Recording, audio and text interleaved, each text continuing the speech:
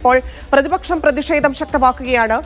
സൂപ്രണ്ടിന്റെ ഓഫീസിലേക്ക് ഇപ്പോൾ youth league പ്രതിഷേധം നടത്തുകയാണ്. തത്സമയം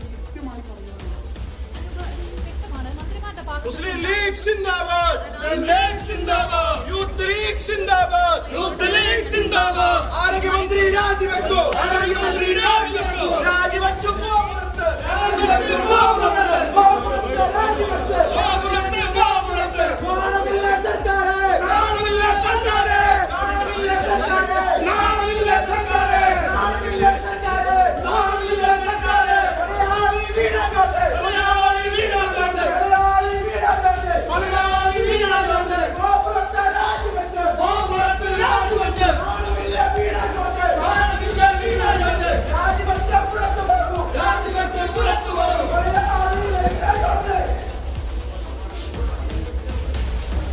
പ്രതിഷേധിച്ച യൂത്ത് ലീഗ് പ്രവർത്തകരെ പോലീസ് കൊണ്ടുപോകുന്ന ദൃശ്യങ്ങളാണ് കാണുന്നത്. ജോസി ബാബു ചേരുന്നുണ്ട്. ജോസി, പ്രതിപക്ഷം പ്രതിഷേധം ശക്തമാക്കുന്നു. യൂത്ത് ലീഗ് പ്രതിഷേധിച്ചു അവരെ അറസ്റ്റ് ചെയ്ത് നീക്കുകയാണോ?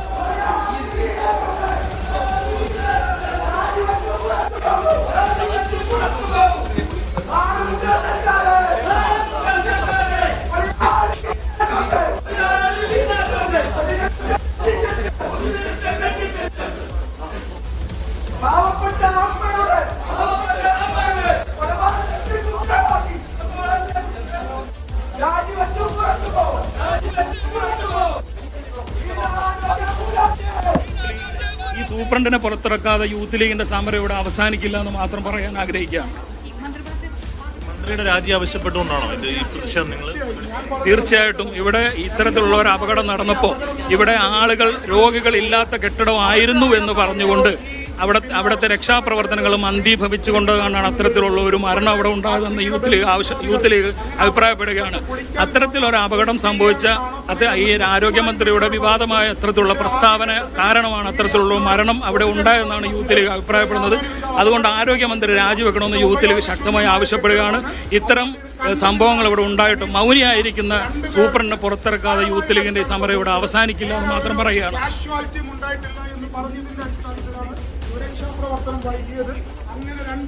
അടുത്ത പ്രതിഷേധത്തിലേക്ക് പ്രതിപക്ഷം കടക്കുന്നു. യൂത്ത് ലീഗ് രാജി ആവശ്യപ്പെട്ടുകൊണ്ട് പ്രതിഷേധിക്കുന്നു. അവിടെ നിന്ന് യൂത്ത് ലീഗ് പ്രവർത്തകരെ പോലീസ് മാറ്റുന്ന ദൃശ്യങ്ങളും പുറത്തുവന്നു. കെട്ടിടം തകർന്നു വീണ് സ്ത്രീ മരിച്ചതിൽ പ്രതിഷേധം കനക്കുന്നു.